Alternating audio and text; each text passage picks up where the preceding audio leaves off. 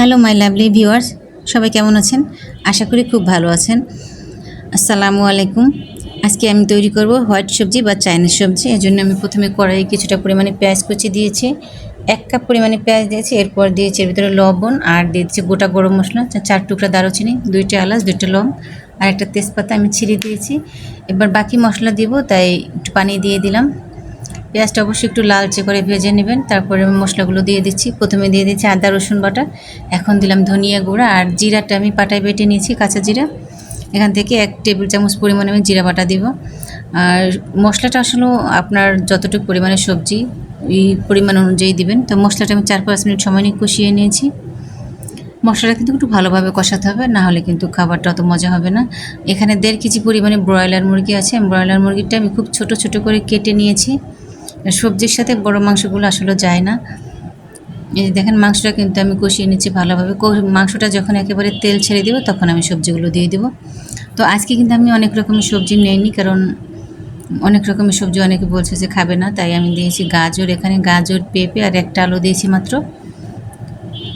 গাজর, পেঁপে দিয়েছি। আর যে সবজিটা ব্যবহার করব সেটা হচ্ছে আমি টমেটো ব্যবহার করব।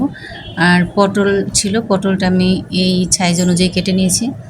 সবজিটা কাটাটা আপনার পছন্দের উপর নির্ভর করে, আরও মোটা করে কাটতে পারেন, গোল করে কাটতে পারেন, বা আরও চিকন করেও কাটতে পারেন। আমি আমার পছন্দ মতো কেটে নিয়েছি। তো প্রথমে আমি শক্ত যেই সবজিগুলো এগুলো দিয়ে দিয়েছি আর দিয়ে একটু নেড়েচেড়ে ঢেকে দিয়েছি। দেখেন, এখান থেকে কিন্তু অনেকটা পানি বের হয়েছে। এই পানিতে আমি সবজিটা সিদ্ধ করে নেব। এখানে এক্সট্রা কোনো পানি দিতে হবে না। জালটা একটু কমে রাখবেন। যখন বলক জাল উঠে আসবে তখন আস্তে করে জালটা একটু মানে কমিয়ে দিলে দেখবেন পানিটা বের হচ্ছে সবজি থেকে। আর এই পানিটা দিয়ে সবজিটা সিদ্ধ করলে কিন্তু খেতে খুব বেশি মজা হবে। আমি দিয়ে দিচ্ছি ১৫-২০টার মতো কাঁচামরিচ। আর এই কাঁচামরিচগুলো হচ্ছে যেই কাঁচামরিচগুলো আজকে বাজার থেকে আনছি, এই ভিতর থেকে যেগুলোতে একবারে ঝাল নেই, শুধু মরিচ ছোটো ছোটো, এগুলো দিয়েছিলে দেখতে সুন্দর দেখাবে এবং কালারটা কিন্তু খুব সুন্দর আসবে সবজির এই মরিচের কারণে। আর ঝালের জন্য আমি ৪-৫টা কাঁচামরিচ যেগুলো ঝাল এগুলো চিড়ে দিয়ে দিয়েছি। আর এখন কিন্তু আমি পটলটা দিয়ে দিয়েছি, কারণ সবজি প্রায় শেষের পথে রান্না। পটলটা দিয়ে কিছু সময় নাড়াচাড়ার পরে এবার দিয়ে দিয়েছি আমি টমেটো কুচিটা। এই সবজিটা কিন্তু রান্না করতে বেশি সময় লাগে না, খেতে কিন্তু দারুণ। আর এই সবজিটা আপনি ভাত, পোলাও, পরোটা সব কিছুর সাথে কিন্তু খুব ভালো যায়। আর এখন দিয়ে দিচ্ছি আমি এখানে ২ চা চামচ পরিমাণে নিয়েছি গুঁড়ো দুধ, ১ চামচ নিয়েছি কর্নফ্লাওয়ার, ১ চামচ চিনি। এটা অবশ্যই দেওয়ার চেষ্টা করবেন এই রেস্টুরেন্ট স্বাদের এই সবজিটা যদি আপনার অথেন্টিক স্বাদে খেতে চান। দিয়ে দিচ্ছি কিছুটা পরিমাণে পানি দিয়ে আমি এই গুঁড়ো ইনগ্রিডিয়েন্টসগুলোকে খুব ভালোভাবে একটু মেল্ট করে নিচ্ছি। এরপর এটা সবজির ভিতরে দিয়ে ২-৩ মিনিট নাড়াচাড়া করলে কিন্তু সবজিটা রান্না শেষ। দিয়ে দিলাম একটু চিনি, অবশ্যই দেওয়ার চেষ্টা করবেন, কারণ তাহলে কিন্তু স্বাদটা ভালো আসবে। এবার দেখেন সবজিটা আমি একটু নেড়ে চেড়ে নিচ্ছি। আমার সবজিগুলো কিন্তু সিদ্ধ হয়ে গেছে, কিন্তু গলে যায়নি। আর চাইনিজ সবজিটা কিন্তু গলে গেলে খেতেও মজা লাগে না, দেখতেও ভালো লাগে, তখন লেটলাটা হয়ে যায়। এটা কিন্তু সুন্দর হয়েছে। দেখেন কালারটা মাশাআল্লাহ দারুণ হয়েছে।